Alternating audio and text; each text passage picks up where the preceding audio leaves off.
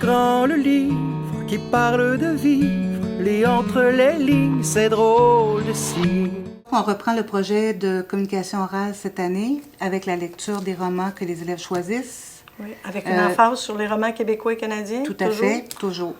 Et puis, toujours pour partager leur lecture aux autres élèves, donner le goût de la lecture. Ça, c'est bien important. Le livre que je présente, c'est Soledad du Soleil d'Angèle Delaunoy. Dans ce livre-là, on rencontre Nicolas Fromont qui accompagne sa mère dans une île des Antilles parce qu'elle vient de subir une opération puis elle doit être en convalescence. Et là, à un moment donné, il rencontre Soledad dans le village. C'est une belle jeune fille métisse dont il tombe éperdument amoureux. On choisit son roman. Vous avez toutes les sélections. S'il y en a qui n'ont pas d'idée, vous pouvez venir voir Mme Fortin. Moi, j'ai lu. Vous joignez. C'est bon.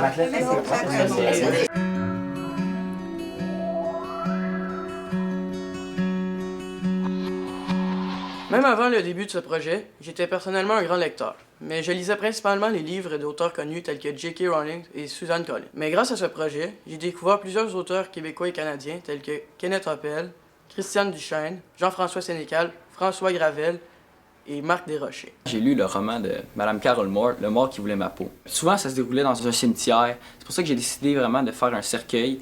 On l'a ensuite envoyé à l'auteur, Madame Carol Moore, qui a tellement été impressionnée qu'elle a même décidé de venir nous rencontrer à l'école Saint-Gabriel pour nous parler du métier d'auteur. Qu'est-ce que ça fait de créer un livre? Quel travail ça implique? La télé-réalité est un concept télévisuel de plus en plus répandu, et c'est pourquoi certains auteurs s'en inspirent. Par le biais de mon affiche publicitaire, je vous relaterai de certains faits, objets, lieux et personnages de ce roman riche en couleurs. Comparativement aux anciens projets dans lesquels il fallait faire plutôt une recherche dans le roman pour trouver les informations nécessaires à un examen, l'approche de ce projet nous permet de comprendre l'essence du livre, de l'apprécier réellement, comprendre le message véhiculé. Moi, je ne suis vraiment pas une grande lectrice. Je n'ai jamais vraiment lu pour le plaisir. Mais cette fois, j'ai terminé mon livre en une fin de semaine et j'ai même manqué la finale de La Voix. La présentation des romans m'a aussi appris à ne pas se fier à la page couverture. Le livre que j'ai choisi pour ce projet, c'était Fils du ciel de Kenneth Appel. Ce que j'ai aimé dans le projet, c'est d'avoir carte blanche des professeurs, de pouvoir choisir notre roman, ce qui m'a permis de choisir un style de roman que j'avais peut-être jamais lu.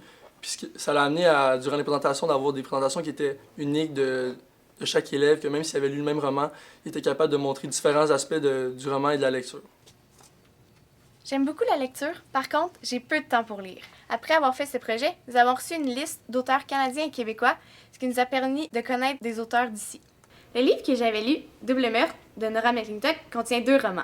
J'avais décidé d'en lire juste un au début pour vraiment me concentrer dans le projet, mais j'ai tellement aimé la manière dont l'auteur écrivait, donc j'ai décidé de lire les 2 romans. Ce projet nous permet de nous plonger complètement dans la lecture pour traduire parfaitement notre vision des choses aux autres élèves, et ce qui donne des projets différents sur un même roman.